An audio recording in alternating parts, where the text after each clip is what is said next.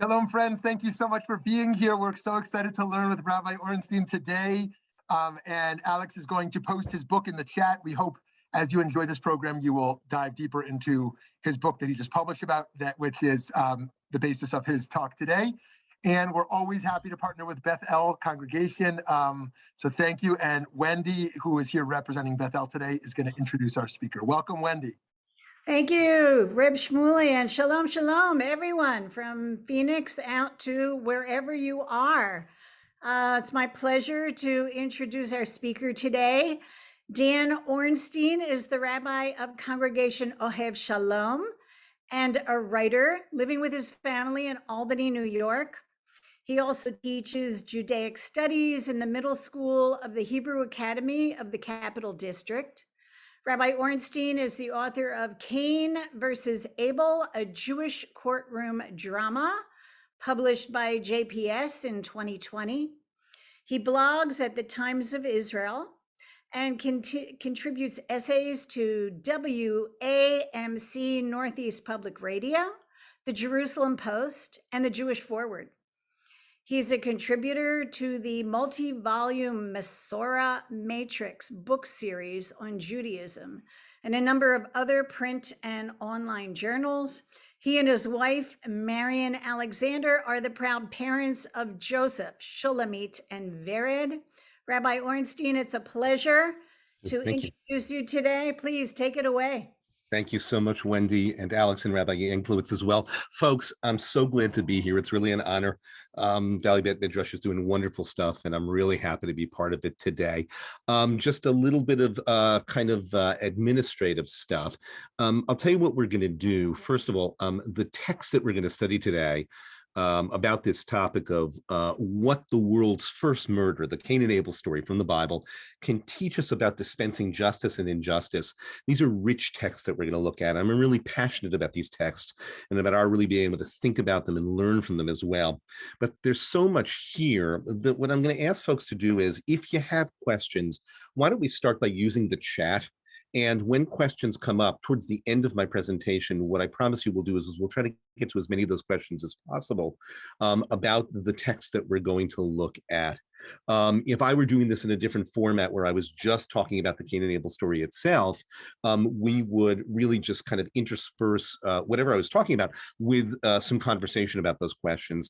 Let's start by using the chat, and I'll get to as much as I can when towards the end of what we're going to be doing. So what is Cain and Abel? It's a foundational story. It's a really important foundational story about sibling rivalry and about fraternal responsibility and all those different kinds of things. But I want to also present to you the idea that the Cain and Abel story, which, by the way, as the great Mordechai Kaplan once said, is a story that you should take seriously without taking it literally, right? It's a great piece of Torah and one of the most important foundational Torah stories, though not necessarily a story which is history per se. It's used by the rabbis later on in their reading of this text as really a story about the moral foundations of law, in particular, the adjudication of law in a courtroom. What does it mean to administer justice fairly in a courtroom setting? We're going to see how the rabbis do that, and it's absolutely fascinating, ladies and gentlemen. Just an amazing thing that the rabbis do in the later writings of the oral Torah, what we call the Mishnah, which is kind of the oral Torah companion to the written Torah, where they're going to use the Cain and Abel story in a way that's actually quite uncharacteristic for them to be able to make the point about what justice really is and what it means to really dispense justice.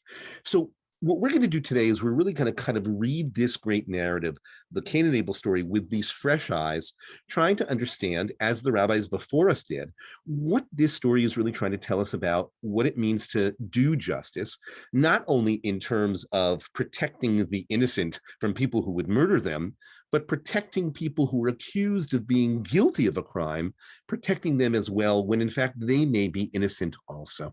All right, so here we go. Let me do this. Let me share the screen right now. And again, folks, if there's a question, or Wendy or Alex, if there's something you need to let me know, obviously just let me know. And let's take a look at a couple of these texts. Cain and Abel's day in court.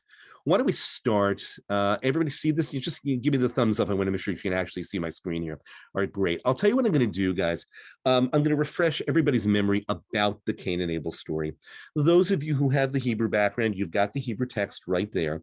But I'm really going to go with the English at this point so that we can make sure that everybody's really kind of included in the reading of the text itself. And again, as questions about the text come up, put anything that you'd like in the chat.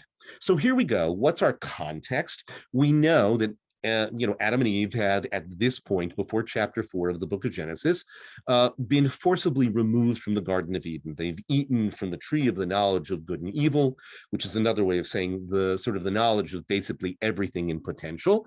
God, at that point, realizes it's time for these people to go. Let them go out into the world of reality. I can't have them here any longer. So there they are, outside of Eden, in the world of reality. And here goes the story. Now the man, meaning Adam, knew his wife Eve, and she conceived and bore Cain, saying, I've gained a male child with the help of the Lord. She then bore his brother Abel. Abel became a keeper of sheep. Cain became a tiller of the soil. In the course of time, Cain brought an offering to God from the fruit of the soil, and Abel, for his part, brought the choicest of the firstlings of his flock. God paid heed to Abel in his offering, but to Cain and his offering, God paid no heed. Cain was much distressed, and his face fell.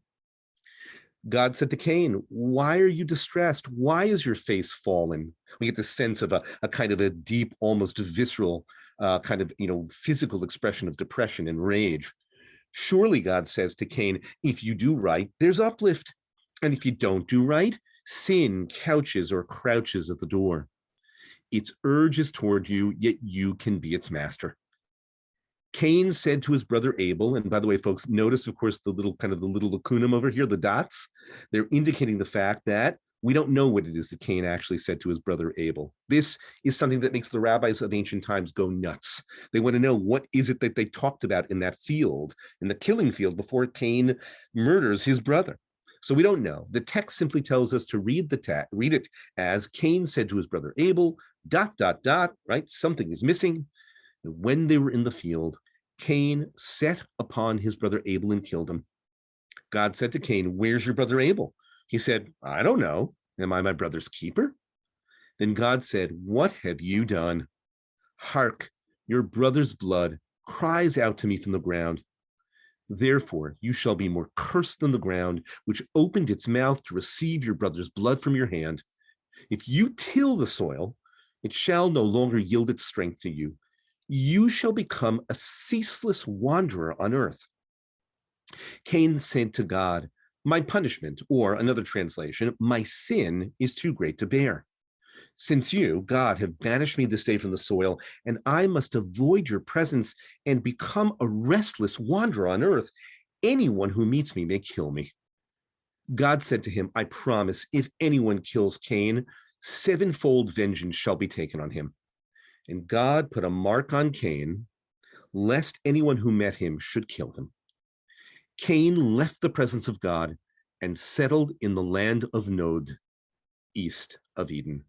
This, of course, east of Eden, the very end of the story, becomes the title for John Steinbeck's magnificent American novel, that great classic of American literature, East of Eden, which, of course, uses the Cain and Abel story as the basis for its multi-generational story, its multi-generational novel. Now, what we have here is a story about the world's first murder, what Elie Wiesel referred to, by the way, as the world's first genocide. Think about that idea. What was Elie Wiesel of blessed memory trying to say to us? Cain destroys a quarter of the world's population. And so in this deeply metaphoric sense, in this deeply symbolic sense, what Cain has done here by destroying his brother is really destroyed a good chunk of the world.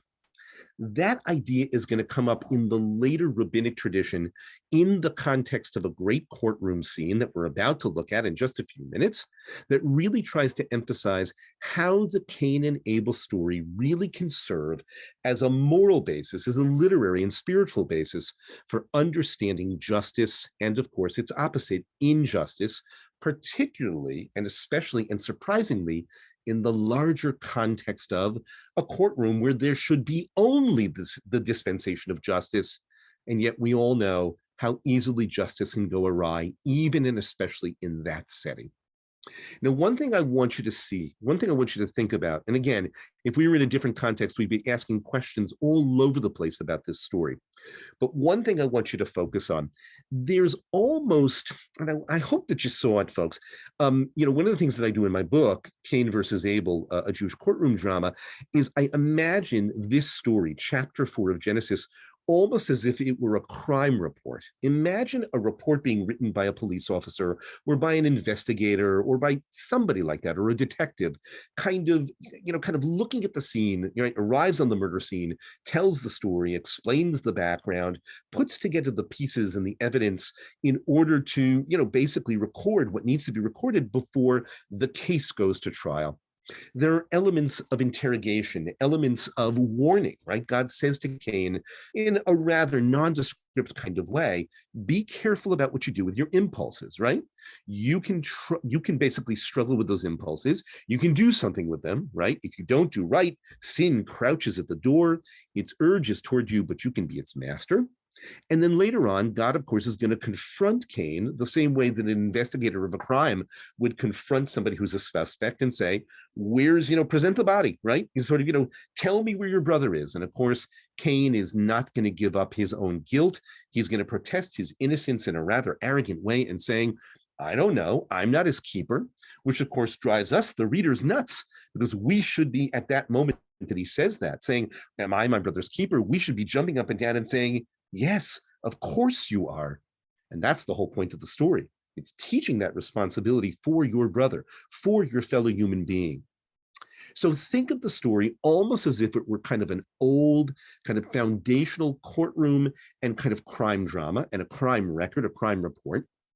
And before we actually jump into the text of the Mishnah, the text of the oral tradition, the rabbinic Torah, that tries to explain this story in a particular context, as we had said before, I want to point out one thing to you. You maybe had caught it just by looking at where I had bolded some of the words in Hebrew. We're going to need to understand these words, particularly, actually, let me do this, actually. Well, these three words are perfectly fine. We're going to try to understand what these words are telling us and sort of the weird anomalous construction in Hebrew of these words to be able to understand what the rabbis of the Mishnah are going to do with this story. Let's go back for a second, folks. Let's take a look at verse 8 of the text. We're going to start right over here for 1 minute. Cain says to his brother Abel, ... We talked about that before. There's a lacunum there. There's something that's missing. What's really going on? Did they talk? Did he say something to him? It seems like he did. And when they were in the field, what does Cain do? Sets upon his brother Abel and he kills him. Okay. Now, by the way, I want you to notice something. If you're going to be a really good sort of detective here, what's really interesting about the text here is that the word for kill is not murder, right? This is the world's first, we call it the world's first murder. But what's so interesting is that there has been no murder in the world prior to this, according to the tradition of the Torah, right? What's the word in Hebrew for kill? Here, it's not, excuse me for 1 second, it's not vayirtzachehu, which in Hebrew would basically mean, he murdered him. It's vayahargehu, almost as if what he did was he killed him, but almost in a kind of unthinking way, not really knowing yet what murder is. That's just one thing I want to point out about the text. And now let's take a look over here. God says, where is your brother Abel? He says, I don't know. Am I my brother's keeper? Basically sort of, absolves himself of any responsibility, kind of stands away from his, from his complicity, from having committed the crime. And God says, what have you done? Me asita. Hark. Now in Hebrew, the word for hark is kol, which can mean voice, hear, listen, okay? Behold, right? Your brother's blood cries out to me from the ground. This is one of the earliest indications that of the way that the Bible thinks about what happens when blood is spilled as an act of violence. In biblical thinking, when you spill blood as an act of violence, not as a sacrificial offering of an animal, when you spill it as an act of violence, it pollutes the ground. What is the ground doing? The ground is almost spitting up the blood of the innocent Abel, and it's crying out from the earth where Abel has been murdered and now lies murdered. But here's what's interesting. Look at these words for a second. Your brother's blood cries out to the ground for me. What do you notice over here, folks? The Hebrew for your brother's blood cries out for me, right, which is in the singular in English, is actually in the plural in the Hebrew. Now, this is not something that people notice a lot of the time. We kind of read through the text very quickly, and we don't often think about this weird grammatical thing going on in the text. God says, your brother's blood, singular, cries out to me from the ground. But in the Hebrew, it says, Kol deme achicha tzoakim elai min ha'adama. Literally translated, what does that mean? Your brother's bloods with an S, right? Blood in the plural, they cry out to me from the ground. That's a really, really strange construction in Hebrew. If, in fact, what you're trying to say is that the blood of Abel is crying out to you from the ground, then say, Kol dam achicha, right? In Hebrew, that would mean your brother's blood, so'ek elai min ha'adama. It cries out to me. In the Hebrew, it would work. Remember, in English, it's much harder to kind of grasp that, only because of the fact that we don't really have the same kinds of distinctions, for plural and singular in the way that Hebrew does. In the Hebrew, it's very clear. Kol deme achicha tzoakim elai min ha'adama literally translated means the voice or hark, your brother's bloods with an S in the plural, are crying out to me from the ground. What does it mean to say that Abel's bloods are crying out to God from the ground? Just doesn't make any sense. You would think if it's Abel's blood, then say it in the singular.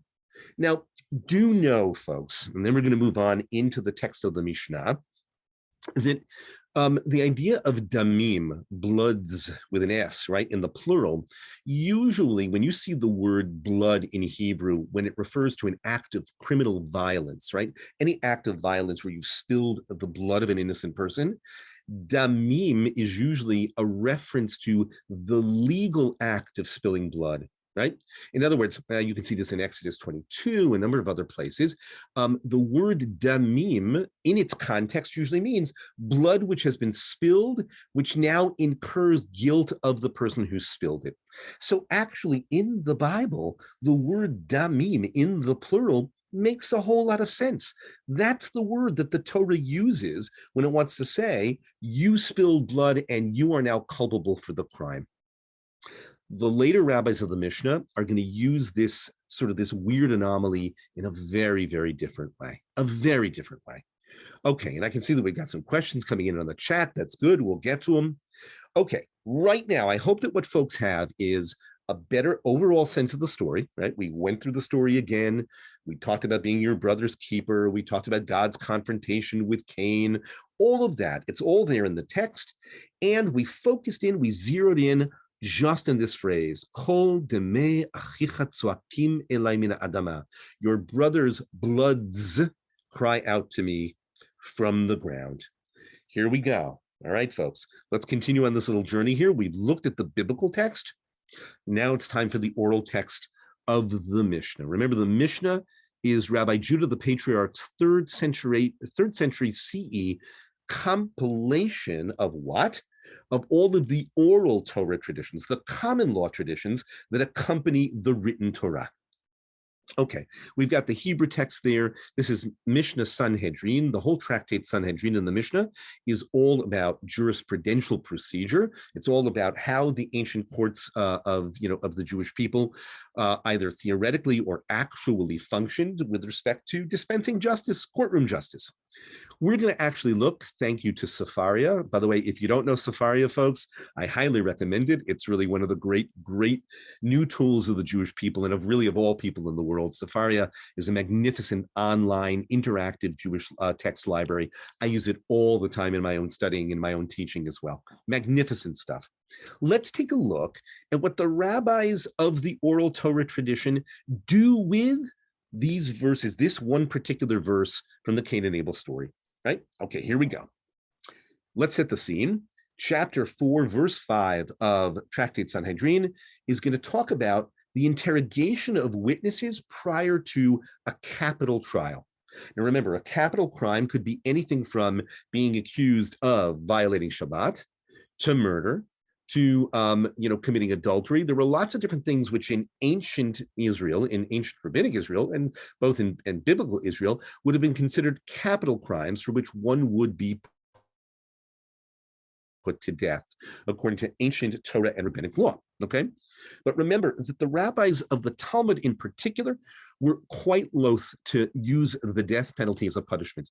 In fact, there's a tradition, I believe it's in Tractate Sanhedrin and maybe in Tractate Shavuot, that says that that a court that would have put anyone to death once in 70 years, 70, was considered to be basically a hanging court. They didn't like capital punishment, and they did everything that they could to make sure that they avoided using it as a form of punishment. They wanted to find ways to say, this person is innocent, he should go free.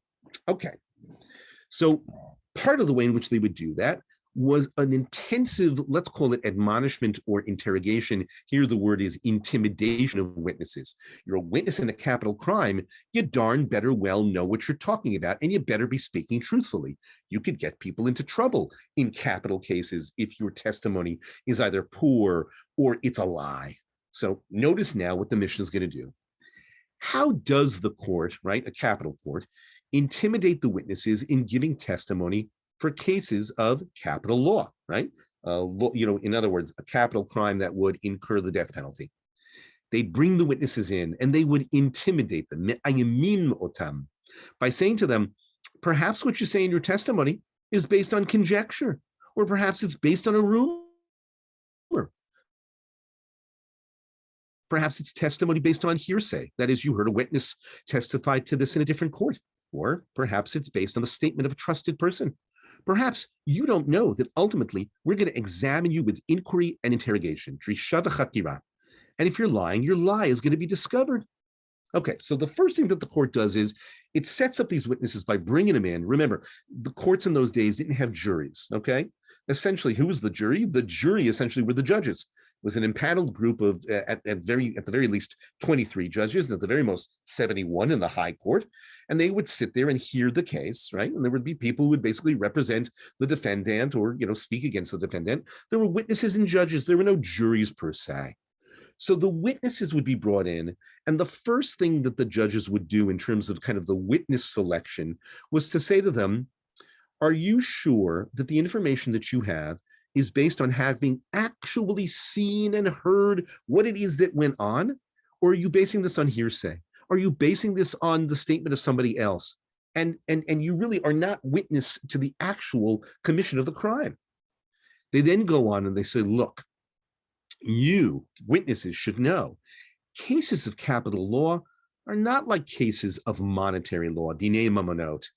In cases of monetary law, a person who testifies falsely, causing money to be given to the wrong party, can give the money to the proper owner and his sin is atoned for. In other words, if you guys lie or if you guys make a mistake or you're sloppy as witnesses in a monetary case, what do? You pay him back, right? Basically, there are damages and you pay the guy back. But in cases of capital law, if you testify falsely or your testimony is sloppy, the blood of the accused and the blood, watch this, guys, this is so fascinating to me. Notice this, the blood of the accused and the blood of his offspring that he did not merit to produce are ascribed to the witness's testimony until eternity. How do they interrogate these witnesses? Before the trial starts, they remind them, look, you put this guy to death and he's been falsely accused of having committed a crime he didn't commit, and he's put to death on your testimony. You not only put him away, an innocent man, an innocent woman, whoever it is, you're putting away all the potential descendants of that person. Because if you killed the person, there's no way that all these other people could come into the world. They can't come to life because that person isn't there to give birth to them. You're killing him and you're killing all of his descendants as well. And now comes one of the really rare moments in mishnaic, oral Torah literature, when in fact, the Mishnah doesn't just state a particular case or state the law. This is a rare circumstance of where the rabbis who put this Mishnah together are going to actually use verses of the Torah, specifically the Cain and Abel story, to do what? To try to make their point using midrash, right? Using active interpretation of the verses of the Torah to make their point to these witnesses about how destructive their false testimony in a capital case would be. Watch what happens, folks. What did we say before? Remember when we talked about God saying to Cain, the voice, hark your brother's bloods cry out, right? In the plural, right? Let's watch what the rabbis are going to do. This is really interesting. The proof for this idea that if you put this guy to death, you're also putting to death all of the potential offspring, we found with Cain, who killed his brother. As it is stated concerning him, the voice, they're translating literally the word kol, hark, right? Your brother's blood, demeh, right? Cries out to me from the ground. The verse doesn't say your brother's blood, dam, cries out to me from the ground in the singular. No, your brother's, hold on for a second. Let me put that S in, bloods, demeh, in the plural. This serves to teach that the loss of both his brother's blood and the blood of his brother's offspring are ascribed to Cain. In other words, your brother's bloods in that verse that we read before, that weird grammatical anomaly, for the rabbis of the Talmud, the rabbis of the Mishnah, that's a reference to two different sets of blood, as it were. The spilled blood of the innocent Cain who got put to death, or of a person who was innocent who got put to death in the courtroom, and the potential spilled blood of the brother's offspring. In other words, you guys mess up this testimony, you're going to put this guy to death, you're going to put his offspring to death, right? The offspring who never came into the world. And how do we know it? It's based upon our hyper-literal reading, right? This is a very literal reading of the words in the Cain and Abel story. Your brother's bloods means the blood of the innocent one and the blood of anybody who he could have potentially given birth to. You'll be killing him and his future generations. You'll be killing him and his future generations. And let me just throw out to you folks, even though we're not really going to have time to describe it or to kind of discuss it, let's just go on with one tiny more piece, a little bit more of the Mishnah itself. Don't worry about this, folks. This is just an alternative understanding of what those words mean, right? Your brother's bloods with an S. Let's go on. This is a very famous statement, which finds its way into Schindler's List and all over Jewish literature. The court tells the witnesses, they continue, they say, therefore, Adam, the first person, was created alone. In other words, think of it sort of, there were the first people to teach you that with regard to anyone who destroys one soul, one reading is from the Jewish people, another reading is among all of humanity, right? Anybody who does that, if you kill one soul, the verse ascribes to that person blame as if he had destroyed an entire world, right? Just as Cain puts his brother Abel to death, and therefore all of Abel's future progeny can't survive, right? Abel could have been an entire world of people.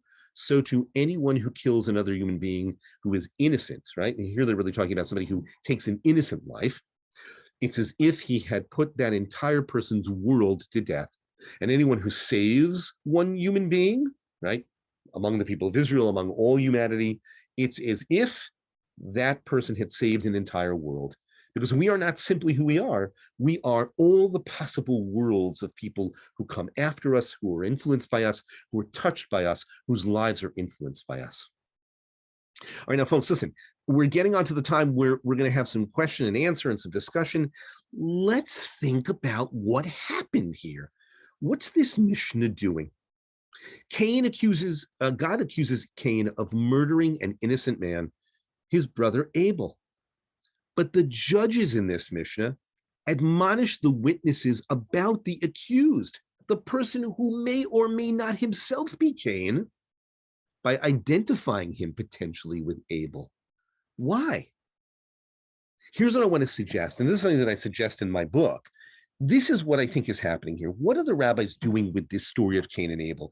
They easily could have come up with lots of different stories from the Bible to talk about witnesses who are false witnesses, right? There are passages in the Torah, in Deuteronomy, that say, don't be a false witness. It's a bad thing. You shouldn't lie in court, right?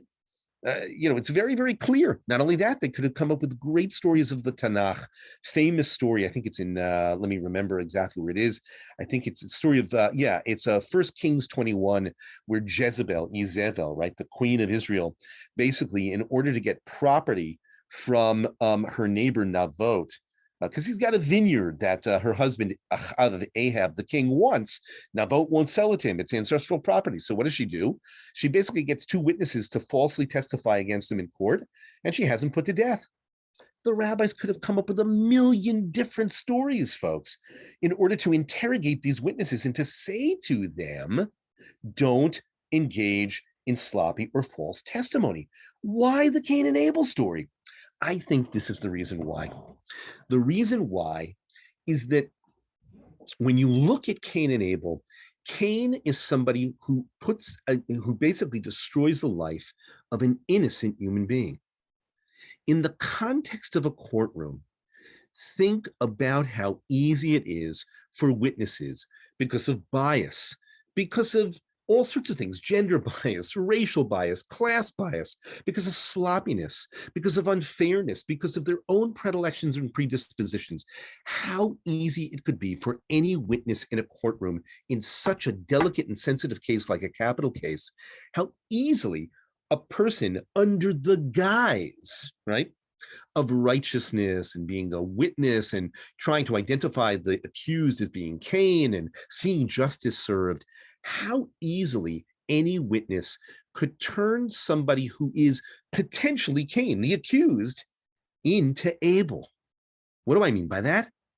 How easy is it for us when we are faced with a circumstance of having to dispense justice, particularly in a courtroom, within a court system, or within a criminal justice system, where we could so easily decide, because of all of those biases, because of our bigotry, because of our sloppy thinking, we could easily decide that the person in front of us who is accused, right, who is Cain when in fact he's not Cain, right? You have to get the facts of the case. You have to really, really look at the case and listen to the testimony and be as fair as you can before you say somebody is actually Cain, somebody is accused of a crime and they are guilty of the crime.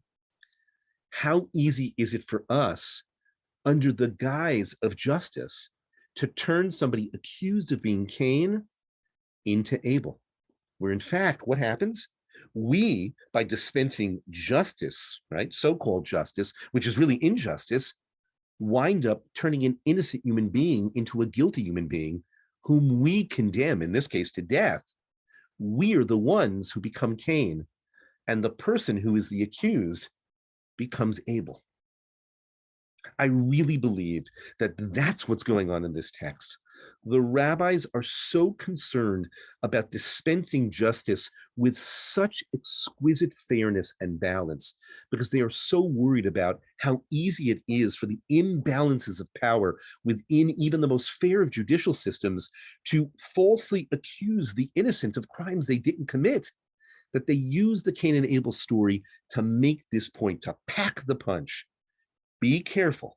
You think that what you're doing is putting this person away, prison, death penalty, whatever it is, when in fact, maybe you really don't know what you're doing here. Or maybe you're about to commit a crime yourself by putting this person away or putting this person to death, when in fact, all you've done is resurrected another scene out of the playbook of Cain and Abel, where you've turned this innocent person into the guilty person, into Cain, and thereby you've really turned this person into Abel. You've victimized him and not dispensed justice at all. That, I really believe, is a lot of what's going on in this text. And it's one of the reasons why, in my book, I really tried to present the Cain and Abel story really very much as a so-called courtroom drama. Yeah, courtroom drama is a fun genre. It's not my particularly favorite genre, but it certainly works here. And what I try to do in the book is to really show how you have to really look at everyone in this case. You got to understand who Cain really is. You have to really understand Abel. You have to understand their family life. You have to really listen to the evidence.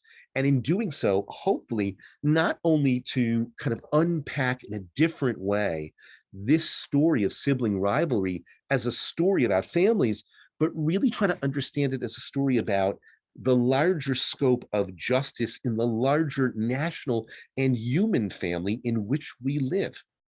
I always like to tell people when I teach this stuff, that you should always take a story like Cain and Abel, a foundational story, which we said before, try to take seriously without taking literally, right? And try to understand it in concentric circles.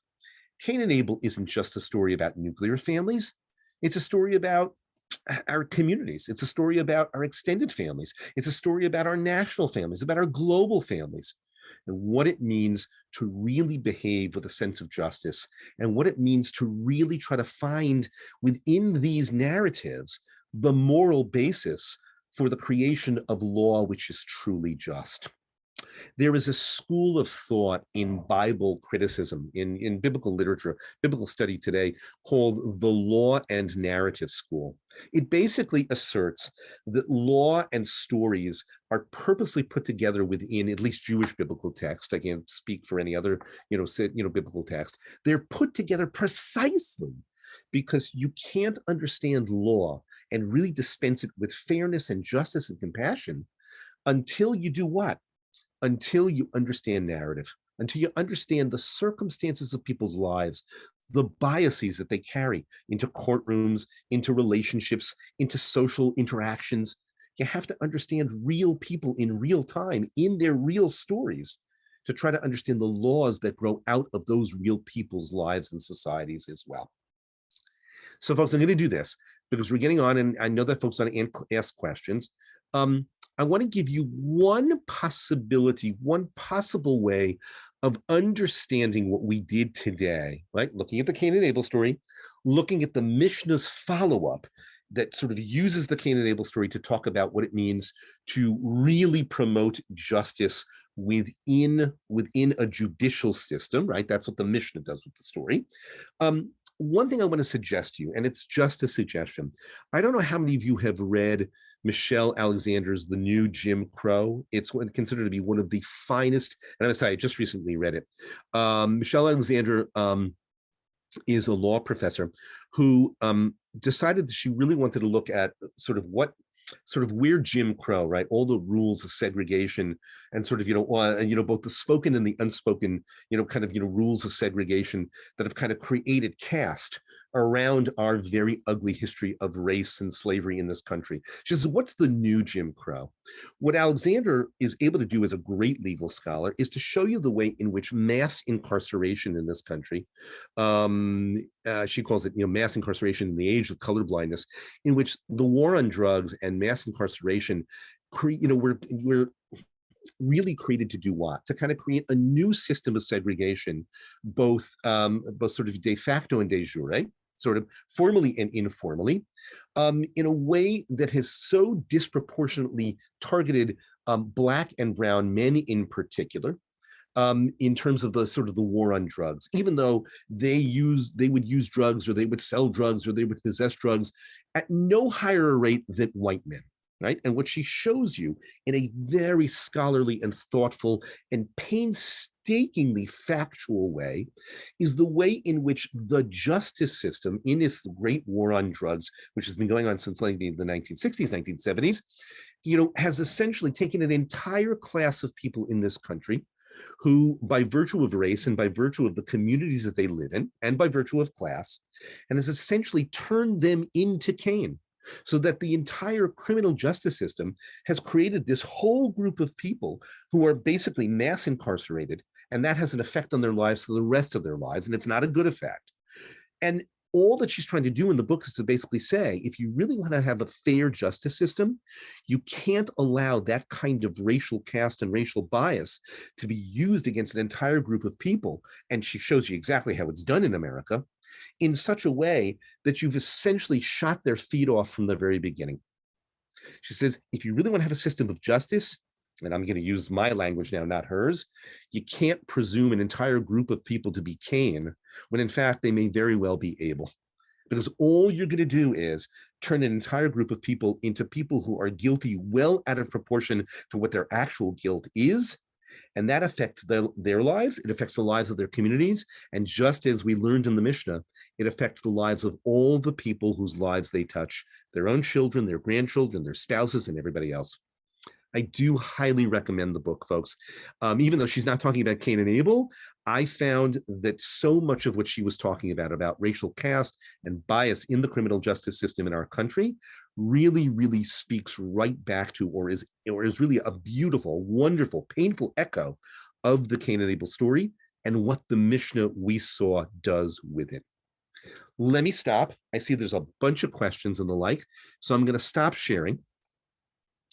All right, here we go. Folks, we're a pretty big group, so I think probably what's best, when do you think basically I should just go from let's go from the chat questions is probably the best way to do it? Want to do that? Sure. I think there were a couple of interesting questions that were coming as the discussion was flowing. All right, that's fine. I'll tell you what, I see the last one here from my friend Joel Kushner. Joel, it's good to see you. I don't know where you are right now on the screen, but I'm glad Joel is here. Joel, you there? There you are. All right, anyway. Let's take a look. I'll tell you what, let me start with Joel's question. Wondering about the verse before the event of the murder, Cain's response to God, God's thought process in favoring or noticing one and not the other. What did all this create? Well, Joel, it's a really interesting question. You know, what's so interesting about the story, and again, I talk a lot about this in my book, is that our assumption, the assumption of a lot of the traditional commentators in the story of Cain and Abel is that Cain's a bad guy, right? Even Cain has sort of been almost dealt a kind of a harsh hand, right? Okay, Scott asked it before you. Thank you for letting me know that. Cain is kind of beaten up by the medieval commentators and by the early rabbis as well. How so? It is assumed that Cain's offering to God is a poor offering, right? They say he brought flax seeds, they say he brought this, he brought that, whatever it was, right? And that in fact, God had every reason to reject Cain's offering and to accept, Abel's offering. And there's a hint of that in the text. It says Abel, for his part, brought the best of his flock. But we don't necessarily have to read the text that way, right? The truth is, let's think about it this way for a second, okay? It may very well be that Cain's offering is a very good offering. He's a farmer. And remember something, he's the son of a farmer, right? If you go back to chapter 3 of Genesis, we already know that God has cursed Adam's farming endeavors. So Cain enters, as it were, the family business and is struggling to do what? To grow crops. He does the best that he can. Right? So the idea that God favors Abel's wonderful offering over Cain's lousy offering, which thus justifies God's rejection of Cain, I don't know that that's necessarily the only way that you can read the story. It's one way to read the story. It's an intriguing way to read the story. Rashi reads it that way. Lots of other people do. It's not necessarily the only way. What if, in fact, here's one way of thinking about it, folks. What if, in fact, God's rejection of Cain's offering simply is what it is because it is what it is.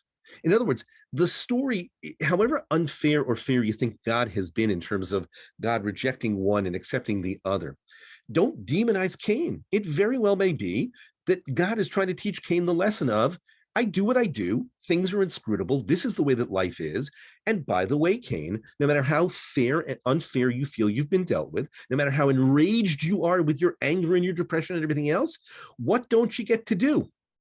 Well, Joel, what do you think? What doesn't he get to do?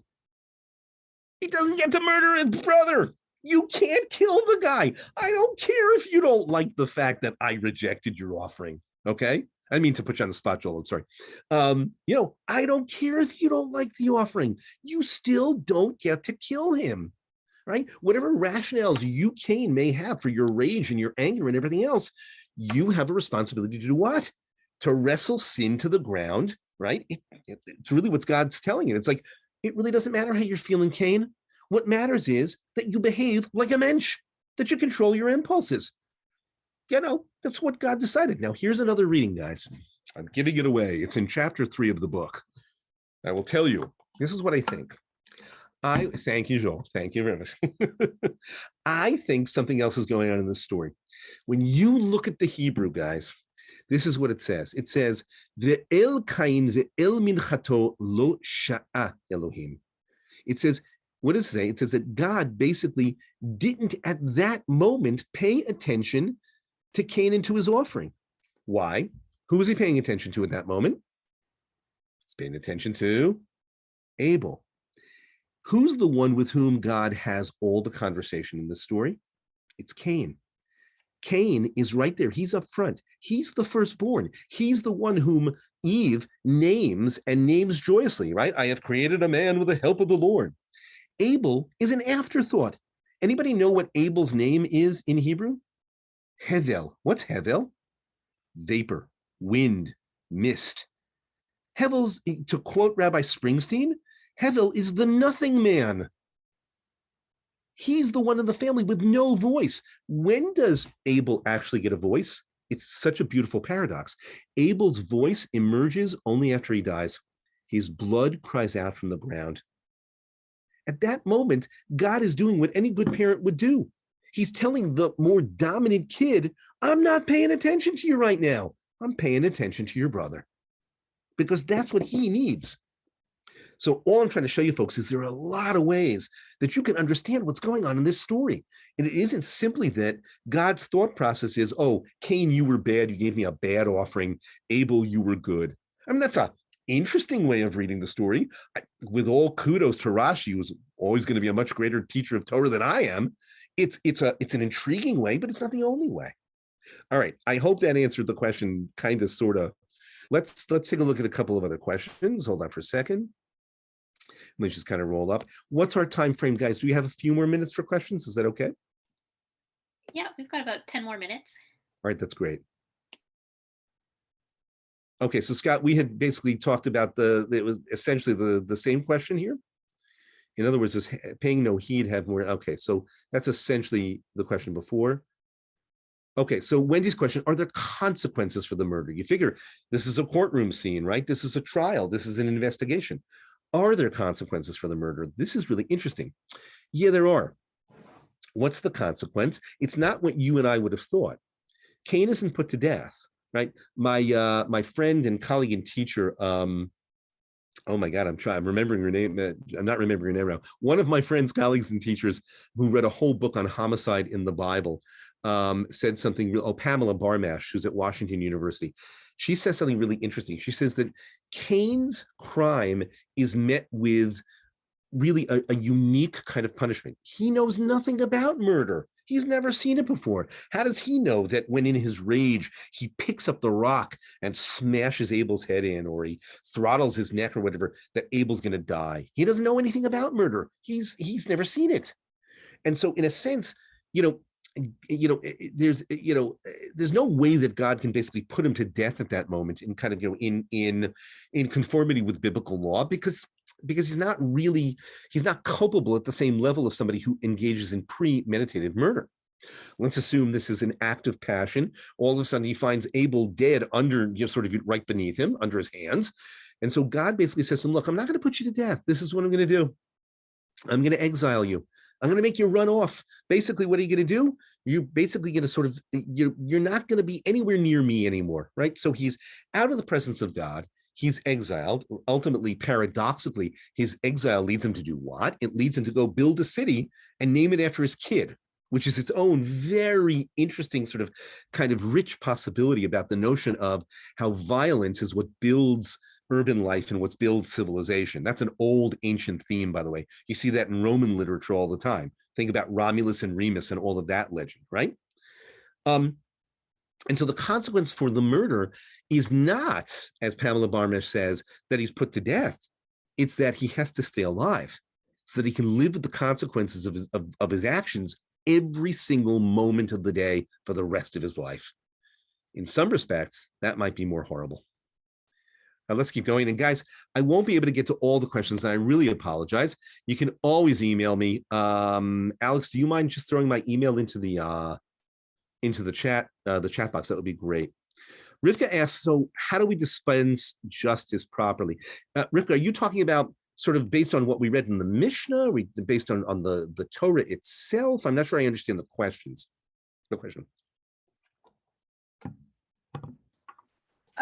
In the Mishnah.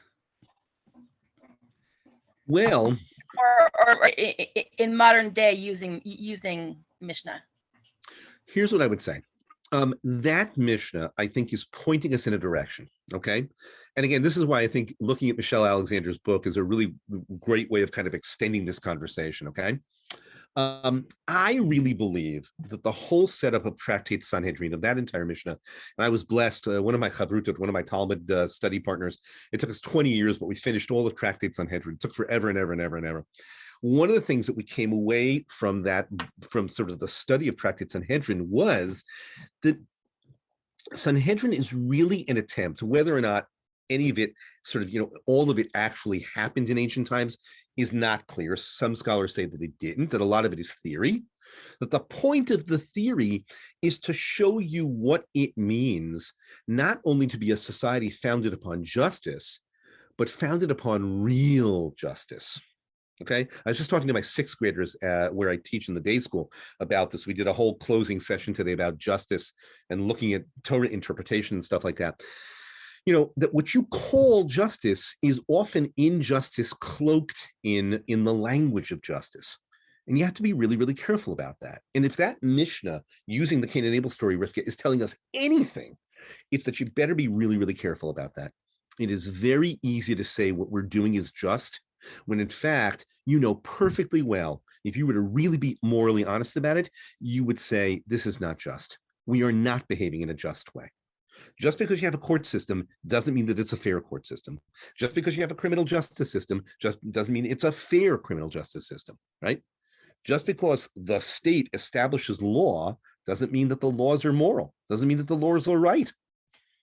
And so that's what I'd like to believe, Rivka, is really what the Mishnah is trying to do. It's really trying to say that the proper dispensation of justice, right? I'm always looking for sort of like the moral, the values content, sort of underneath the literature of the rabbis, right? What are they trying to say through all their abstractions and all of their dialectic? What are they trying to say about the values of Torah? And here, I think what they're trying to say is real justice in the eyes of God, and ultimately in the eyes of a sacred society like ours, is about real justice, right? It's about making sure that you are exquisitely attuned to what you might think is fair, but if you're honest, you would see is not fair at all. I hope that helps. All right, good. All right, maybe just a couple more questions, guys. Oh, Wendy, no, Karet isn't here. Well, that's interesting. No, yeah, maybe you're right. Maybe you're right. I mean, is this... the ultimate Yeah. Justice dispenser would be God, right? So when you're Yeah. threatened with karet, then it's coming from God, and you don't know when it's going to be. Yeah, let me just explain what we mean by karet. Karet are 36 different categories of legal violations, which according to the Torah are handled by God, right? Karet just means excision, right? Spiritual excision is a good way to kind of understand it. It may have actually meant being excommunicated from the community. It's not so clear, but the way the rabbis later understand it is that it means some kind of divinely initiated, you die, you die of a disease or something like that. I don't know that this is the basis, right? I mean, when the Torah talks about karet, it makes it very clear. Karet is, this person shall be cut off from his people, ... for all sorts of different kinds of things. Here's why I don't think that this is the basis for karet. Murder is not one of those 36, right? In other words, murder, the human courts have to take care of it. They're given the power by God to take care of murder, right? Capital crime, capital punishment, et cetera, okay? Karet is something which really stands well outside the realm of human initiative, right? It's, you did this, God is going to cut you off. The courts follow up, they have penalties like corporal punishment and those kinds of things. But the truth is, no, karet is one of those weird things that ancient Jews, rabbinic Jews love to talk about. They don't know anything about it, right? This is karet. They don't really know what it means. They come up with suppositions about where it comes from. So I'm not sure that the Cain and Abel story would really serve as the basis, only because the Cain and Abel story is really about fraternal violence, right? Fratricide, and the way that serves as the foundational model for all violence against human beings as a form of fratricide, right? That's more about the human realm, the human endeavor. All right, let's take one more question.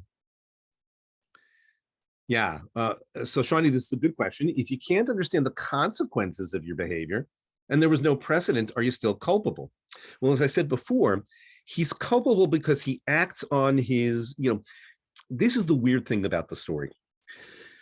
On the one hand, you would think that God would say to him, what should God have said to him, guys? Should have said, don't hurt your brother, right? Think about what a parent, he sees the older kid really, really ticked off at the younger kid. What does he tell him? He says, I know you're angry at him, but you can't bash that toy over his head. You can't, right? I don't care if you think it's the wrong, if you want to bash the toy over his head, you can't do it. You just can't do it. Does God say that? No. God gives him some kind of a weird, abstract, philosophical sort of, kind of, what's the word? Kind of speech about how sin couches at the door. You could take that a million different kinds of ways. God sort of leaves us with this frustration of a warning to Cain, which is not really a warning. He simply says, you'd better be very careful what to do with your rage. I can see that you are physically carrying in your body your anger, your depression, your sadness, your sense of rejection. Be careful not to let sin jump you. You jump sin, right? Right? V'atatim sholbo, you shall rule over sin. That, combined with the fact that Cain's never seen murder before, seems to kind of, I don't know. Those might be sort of delimiting circumstances in a court case. He didn't know. He wasn't forewarned. He wasn't, remember something, at least in Jewish law, you have to have two witnesses who warn you not to commit a capital crime. And if you go out and you do it, then they haul you into court. So, yeah, I would say that's why God has to basically send Cain out into the world, into exile, has to keep him alive, because in a sense, God hasn't really explained it to him clearly, and Cain really hasn't experienced it clearly. After that, it's different. Yeah. No, it's okay. Go ahead. No, okay. So I'm just going to say it quickly. Okay.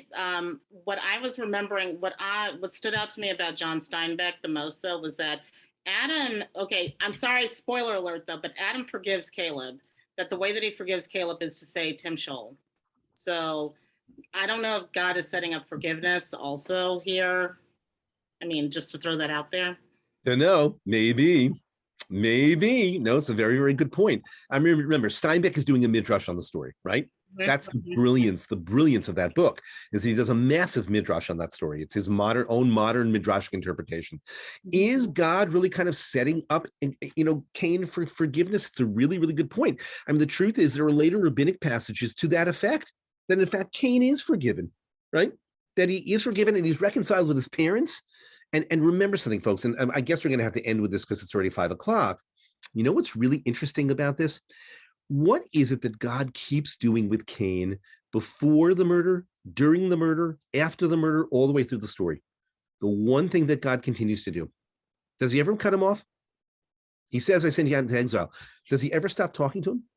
No. God never stops talking. He and Cain never shut up. They're always talking. Talk about excommunication. What's the excommunication? Cain, in a sense, for all that the mark of Cain, as we understand in popular culture, is this mark, this kind of demonizing mark of being the evil criminal. That's not what the mark of Cain is. The mark of Cain, as we read in the story before, is Cain receiving some kind of a mark that protects him from people who want to kill him. God, for all of God's anger, right? Think of God as the parent here. For all of God's anger and devastation and trauma at Cain's horrible act, he stays in relationship with him. In that sense, you're right. This is forgiveness. It doesn't mean that what Cain did was right, but it does mean that there's always the possibility of growth and forgiveness. Thank you, folks. I hope this is okay. It was great. Thank you so much, Rabbi Ornstein. My pleasure. My pleasure. For leading us. Thank you all for joining us. And thank you to our co-sponsors, Beth El and Wendy. Just want to let everybody know that our next program will be on Tuesday, June 21st at 1 p.m. Pacific. We'll be learning with Rabbi Rachel Adler for Why Bad Stuff Happens to Dissident Theodicies. I'm probably not saying that right. Forgive me for that. But thank you all again for joining us, and I hope you have a wonderful day.